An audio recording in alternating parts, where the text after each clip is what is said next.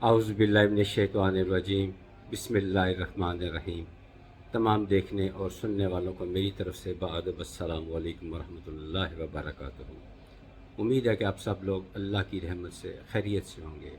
دعا ہے کہ اللہ تعالیٰ آپ سب کو اپنی حفظ و امان میں رکھے، صحت اور ایمان والی زندگی عطا فرمائے، آمین ثم آمین۔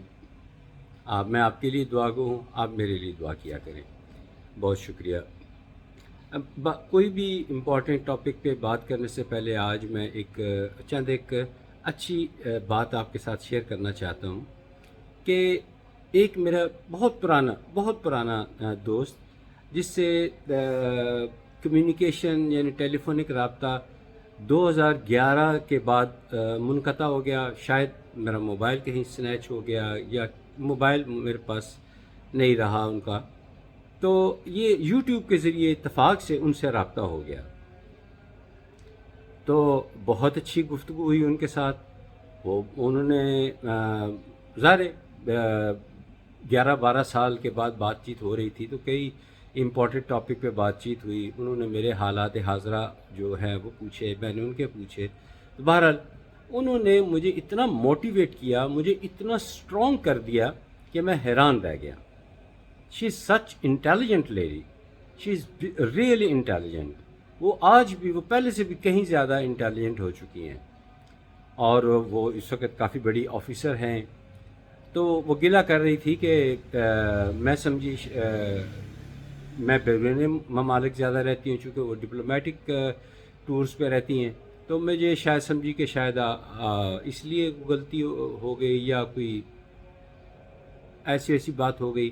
پھر جب میں نے بتایا کہ پچھلے دنوں میں بھی بیرون ممالک کے دورے پہ تھا، تو انہیں گلہ ہوا کہ پھر تو آپ کو مجھ سے رابطہ تھوڑا سا بھی ہو جاتا، تو کم از کم ہم کہیں نہ کہیں یورپ میں یا امریکہ میں کہیں ہم ملاقات تو ہو جاتی۔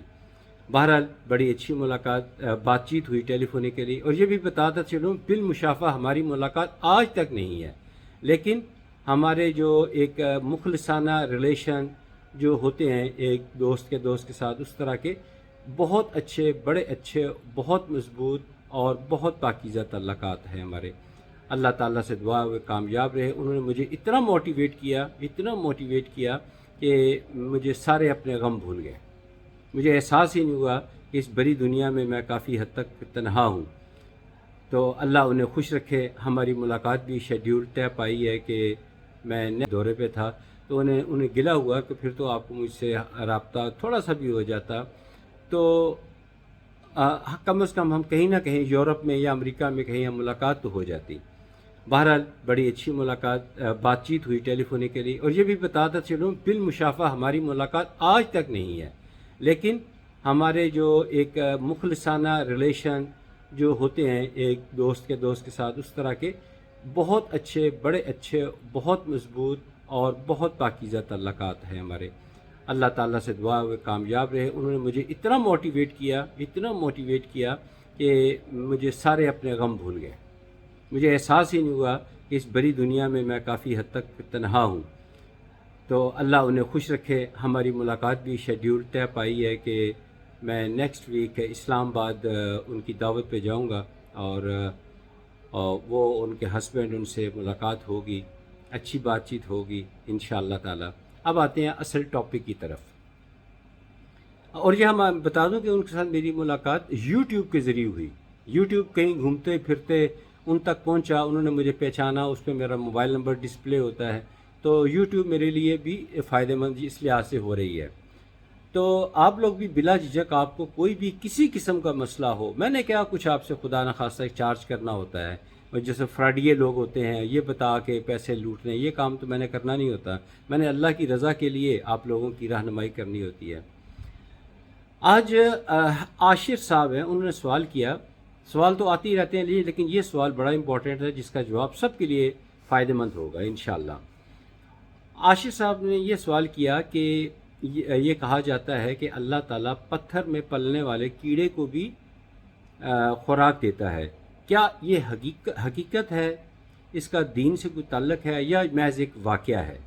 تو میں اس سلسلے میں ڈیٹیل سے آپ سب کو آگاہ کرتا ہوں کہ جب وہ واقعہ تو آپ نے سنا ہی ہوگا، جب حضرت موسیٰ علیہ السلام کے پاس ملک الموت آئے جان قبض کرنے کے لیے، تو آپ چونکہ بہت جلالی تھے، اللہ کے دوست بھی تھے اور جلالی بھی تھے، تو آپ نے تھپڑ مارا اور عیسیٰ علیہ السلام کی آنکھ پھوڑ دی۔ تو آپ نے جا کے اللہ تعالیٰ کے آگے شکایت لگائی کہ میرے ساتھ تو موسیٰ نے یہ سلوک کیا، تو آپ نے فرمایا جاؤ اس سے کہو کہ یہ بیل لے جاؤ اور اس کی پیٹھ پہ ہاتھ رکھو، جتنے بال آگے ہاتھ کے نیچے اتنی زندگی اور عطا کر دوں گا۔ جب یہ پیغام پہنچایا تو پوچھا اس کے بعد کیا ہوگا؟ انہوں نے کہا اس کے بعد پھر میں آؤں گا، پھر میں جان قبض کر لوں گا۔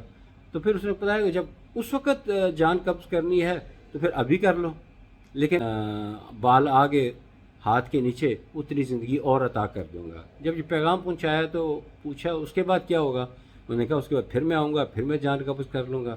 تو پھر اس نے بتایا کہ جب اس وقت جان قبض کرنی ہے تو پھر ابھی کر لو، لیکن مجھے ایک دفعہ اللہ تعالیٰ سے بات کر لینے دو، مجھے اپنی قوم کی بڑی فکر ہے۔ ہر نبی کو اپنی قوم کی فکر رہی ہے، اس میں کوئی شک نہیں ہے۔ تو وہ جہاں کوئی طور پہ اللہ تعالیٰ سے باتیں کرتے تھے، وہاں اللہ تعالیٰ کی حمد و ثنا کی اور اپنی قوم کی امت کی اصلاح کے لیے دعا کی، اور یہ پوچھا کہ ان کی خوراک، ان کا ایمان یہ وغیرہ پوچھا کیا بنے گا۔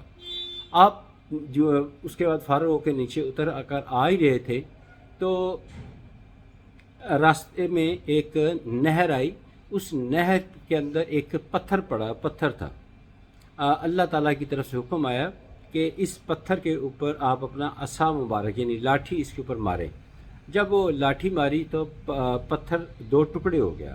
جب پتھر دو ٹکڑے ہوا تو اس کے اندر ایک جانور تھا، جانور سے مراد کیڑا وغیرہ ہی ہوگا۔ وہ کیڑا وہاں اس کے منہ میں سبز رنگ کا کوئی پتا تھا یا کوئی خوراک تھی۔ لفظ سبز رنگ استعمال ہوا، یعنی تازہ۔ سبز رنگ تازگی کی نشانی ہے نا، جو چیز باسی ہوتی ہے تو رنگ سبز نہیں رہتا۔